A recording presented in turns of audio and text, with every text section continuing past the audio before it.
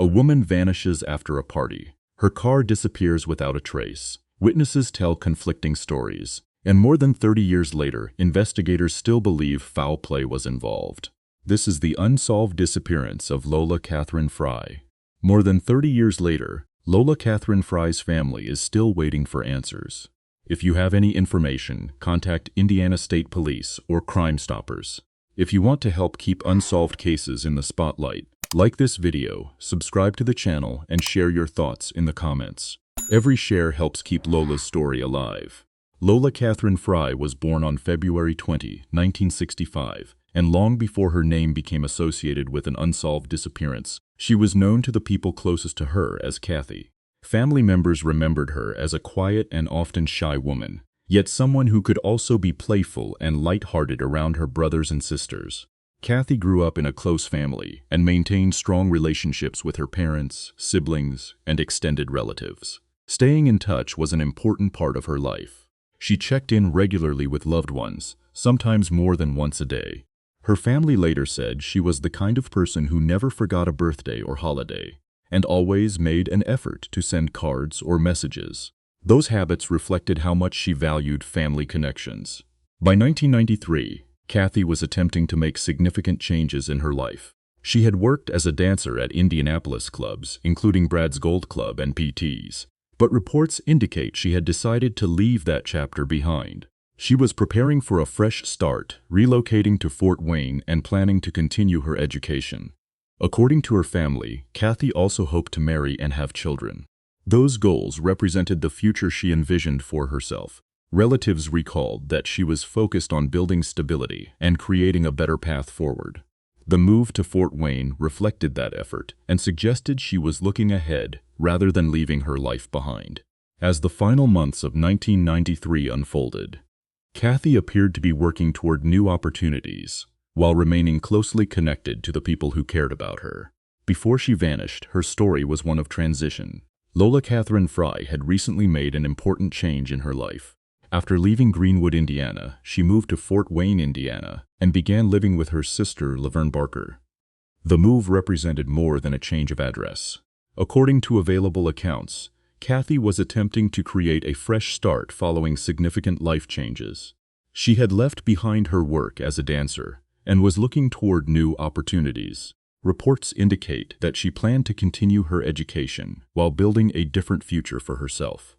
In November 1993, Kathy returned to Greenwood to visit friends. Family members reported that the trip was intended to be brief. She brought only enough clothing for approximately 4 or 5 days, suggesting that she expected to return to Fort Wayne shortly afterward. Despite the relocation, Kathy remained closely connected to her family. She communicated regularly with relatives, sometimes speaking with them multiple times a day. Staying in contact was a consistent part of her routine, and those habits were well known to the people closest to her.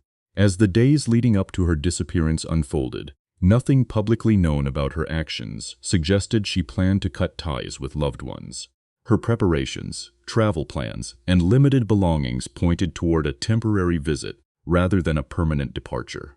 This period established the final known stage of her journey, showing a woman who appeared focused on returning home, maintaining family connections, and continuing planned. On November 13, 1993, Lola Katherine Fry spent the evening in Indianapolis with friends and her former boyfriend.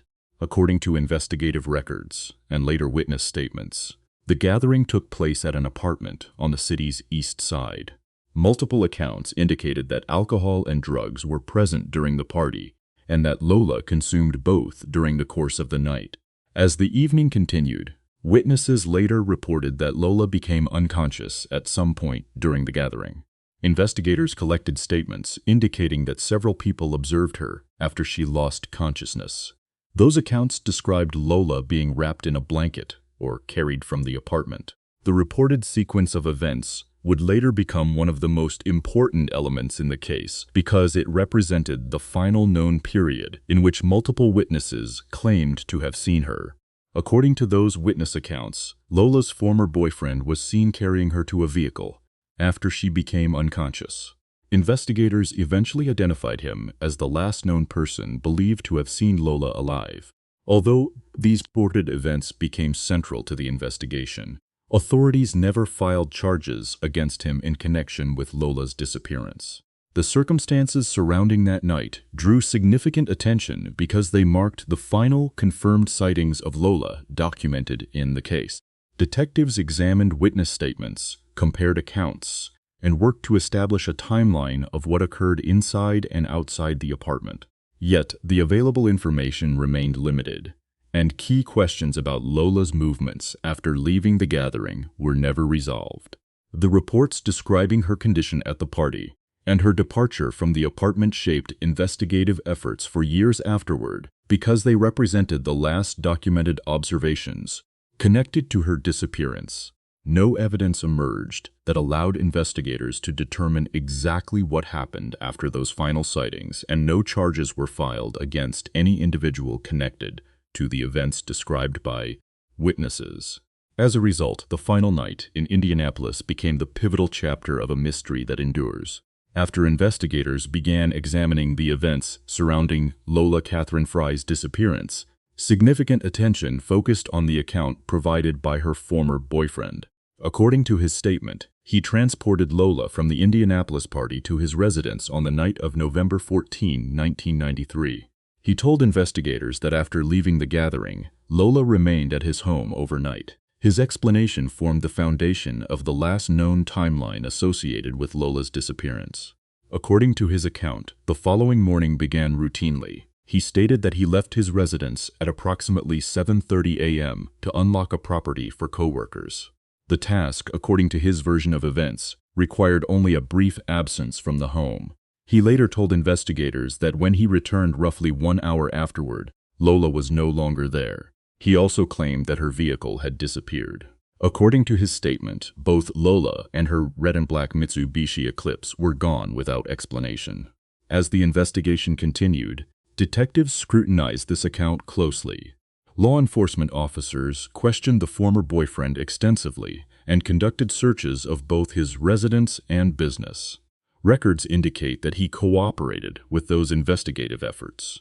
Despite the scrutiny surrounding his statements, authorities did not obtain evidence sufficient to file criminal charges against him. However, official records later revealed another detail that attracted attention. State police records indicated that he failed 2 polygraph examinations. While polygraph results alone are not proof of involvement in a crime, the information contributed to continuing suspicion surrounding his role in the case. Even with years of investigation, authorities never established evidence that would support prosecution. As a result, the former boyfriend's explanation remained part of the official record. His account of the hours following the party became one of the most closely examined and debated aspects of Lola Fry's disappearance for investigators and family members alike. In the days following November 14, 1993, Lola Katherine Fry's family began to notice something unusual. Kathy was known for staying in regular contact with relatives, often speaking with family members multiple times a day. Because communication was such a consistent part of her routine, her sudden silence immediately stood out to those closest to her. As the days passed, family members waited for a phone call or message that never came. There was no indication that Kathy intended to cut off contact or leave without informing anyone. The absence of communication became increasingly concerning, especially given her close relationship with her parents, siblings, and extended family. The situation grew even more alarming when she failed to check in with loved ones during a period when family contact would normally be expected. Concern quickly turned into fear that something had gone wrong. On November 18, 1993, Kathy's sister officially reported her missing. At the same time, another important piece of the puzzle emerged. Kathy's vehicle was also missing. The car was described as a red and black 1990 Mitsubishi Eclipse bearing a personalized license plate that read Lola. Neither Kathy nor her vehicle could be located. As investigators began examining the circumstances surrounding her disappearance, they discovered that her financial activity had stopped abruptly. Records showed no activity in her bank accounts after the night she vanished. There was also no evidence that she had withdrawn money, contacted relatives, or taken steps consistent with starting a new life elsewhere. Taken together, these facts raised immediate concerns for both investigators and family members. Kathy's disappearance did not resemble a voluntary departure. Instead, the lack of contact, missing vehicle, and complete absence of financial activity suggested that something serious may have happened shortly after she was last seen. Following the report of Lola Katherine Fry's disappearance, law enforcement agencies began investigating and seeking assistance from the public. As news coverage spread throughout Indiana and beyond, authorities received numerous calls from people who believed they had seen either Kathy or her distinctive vehicle. Each report represented a possible lead, and investigators worked to evaluate the information as carefully as possible. Many of the tips involved sightings of Kathy herself, while others concerned her missing car, a red and black 1990 Mitsubishi Eclipse with the personalized license plate Lola. Detectives followed up on these reports in hopes of locating either Kathy or evidence connected to her disappearance. Despite the volume of information received, none of the reported sightings could be verified, and no lead produced a confirmed trace of her whereabouts. Authorities also took steps to ensure that Kathy's vehicle would be recognized if it appeared anywhere in the country. Information about the Mitsubishi Eclipse was entered into national law enforcement databases. Investigators hoped that if the car was stopped, recovered, abandoned, or otherwise encountered by another agency, they would be immediately notified. However, no confirmed record of the vehicle ever surfaced. At the same time, law enforcement distributed detailed missing person information describing Kathy's appearance. Records identified her as a white female standing 5 feet 5 inches tall and weighing approximately 120 pounds. She had brown hair, green eyes, breast implants, a scar on her right knee, and a small scar on her forehead. Investigators also noted that she sometimes used the names Kat and Kathy. Despite extensive public outreach, repeated investigative follow-ups, and continued efforts to locate both Kathy and her car, no reported sighting advanced the case. The investigation remained active, but answers remained out of reach. As the years passed without answers, investigators and family members continued searching for evidence that could explain what happened to Lola Katherine Fry. The disappearance remained active in the minds of those closest to her, and multiple efforts were organized in hopes of uncovering information that had been missed during the initial investigation. Among the searches conducted after her disappearance was an operation involving specially trained dogs. During that effort, searchers located several items that appeared to contain blood. At the time, investigators considered the discovery potentially significant. There was hope that the materials might provide a direct connection to Kathy, or offer new insight into the circumstances surrounding her disappearance. However, further examination failed to establish a link between the items and Kathy's case. Although the discovery initially appeared promising, it ultimately did not produce evidence capable of advancing the investigation. The search ended without the breakthrough that investigators and family members had hoped to find. The case continued to receive attention in the years that followed. In 1999, authorities officially reopened the investigation, allowing detectives to revisit information, review existing evidence, and pursue additional leads. Despite renewed efforts, definitive answers remained elusive. Approximately a decade after Kathy vanished, investigators participated in another significant search effort. Authorities excavated an area near the location where she had last been seen. The excavation formed part of broader investigative activity connected to missing women cases. Detectives hoped the search might reveal evidence, or human remains, that could help resolve long-standing questions. No remains were found during the excavation, and the search concluded without providing a resolution. Even so, the continued investigative work demonstrated the persistence of both law enforcement and Kathy's family. Despite repeated disappointments and the absence of conclusive evidence, efforts to find answers continued, keeping the case active and ensuring that Kathy's disappearance was not forgotten.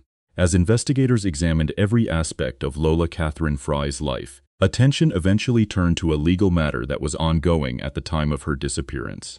Prior to vanishing in November 1993, Kathy had become involved in a lawsuit connected to breast implant surgery she had undergone.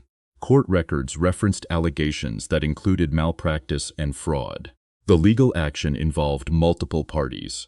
According to available records, the lawsuit included a plastic surgeon who had performed breast augmentation procedures, the owner of Brad's Gold Club, and Dow Corning, the manufacturer of the silicone gel implants.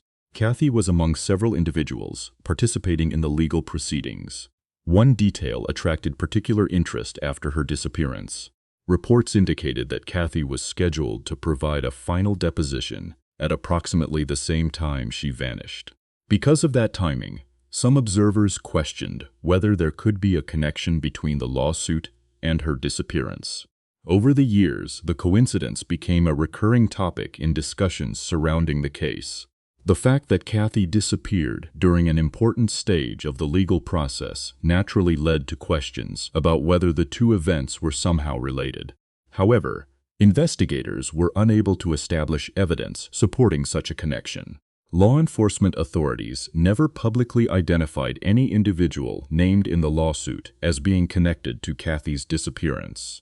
No evidence emerged linking the legal proceedings, the surgeon, the club owner, or the implant manufacturer to what happened after she was last seen in Indianapolis. As a result, the lawsuit remains only one aspect of the broader case history.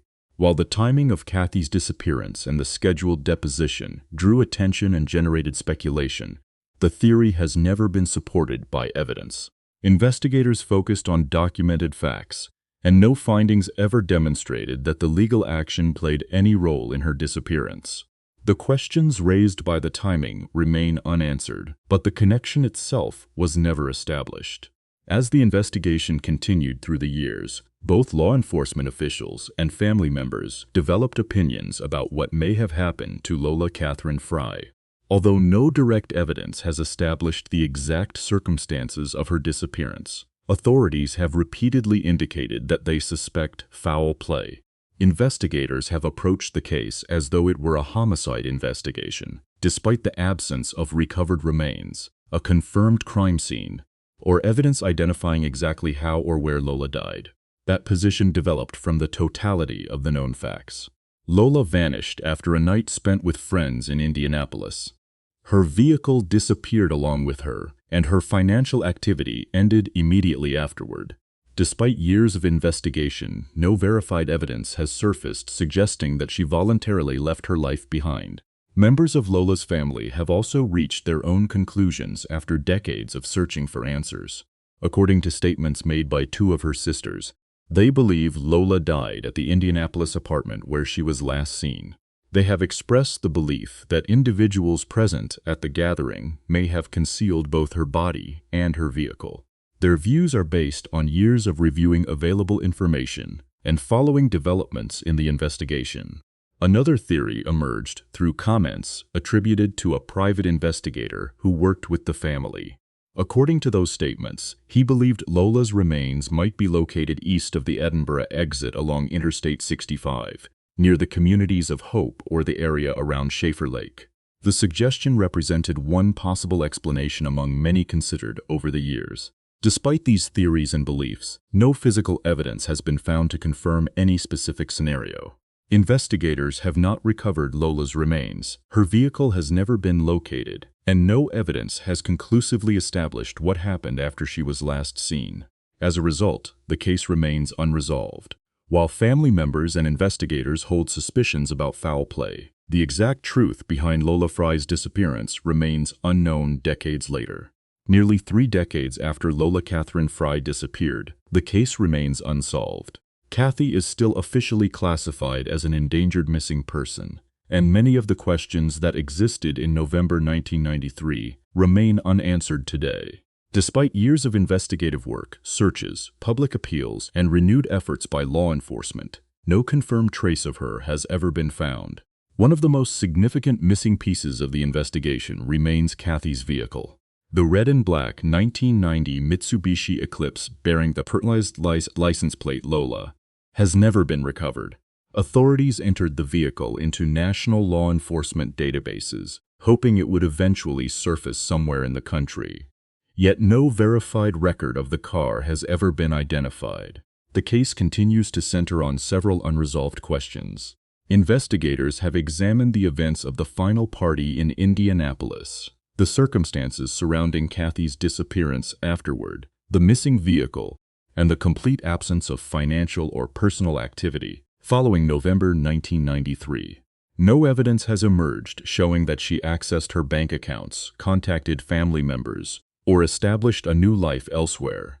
Although direct evidence has never conclusively established what happened, authorities have publicly stated that they presume Kathy is deceased and have treated the case as one involving suspected foul play.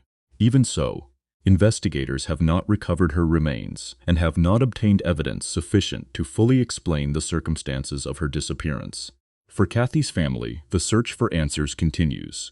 Their hope remains the same as it has been for decades: to locate her remains, learn the truth, and finally provide her with a proper burial. Anyone with information regarding Lola Katherine Fry's disappearance or whereabouts is encouraged to contact the Indiana State Police or Crime Stoppers. Until new evidence emerges, the mystery of Kathy's disappearance remains one of Indiana's enduring unsolved missing persons cases.